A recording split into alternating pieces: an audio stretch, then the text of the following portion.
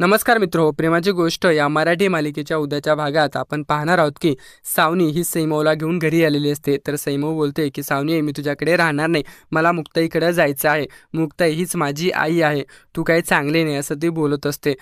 तर सावनी ही सैमवचं काहीच ऐकत नाही, ती तिला त्रास देत असते आणि सावनी बोलते की मीच तुझी आई आहे, मी जे दिलं ते तू खायचं आणि गप्प बसायचं असं सावनी बोलते। हे ऐकून सैमव एकदम घाबरते आणि ती शांत बसलेली असते। तर तेवढ्यात सागर आणि मुक्ता सावनीच्या घरी येतात आणि मुक्ता बोलते की तुझ्याकडे फक्त माझी सैमव 4 दिवस राहणार आहे, 4 दिवस ती पाहुणी आलेली आहे, तिला त्रास देऊ नको आणि तू जर त्रास जर दिला तर गाठ माझ्याशी आहे असं मुक्ता बोलते। आणि तेवढ्या सावनी बोलते की तू मला माझ्या घरी येऊन धमकावू नको, मी काय चीज आहे ना तुला दाखवून देईल। सैमव ही माझी मुलगी आहे आणि मी कायद्याअंतर्गत हे स्पष्ट केलेलं, माझ्या वकिलांनी मला सैमवची कस्टडी दिलेली आहे आणि तू जास्त शहाणपणा करू नको असं सावनी उगारल्यासारखं बोलते।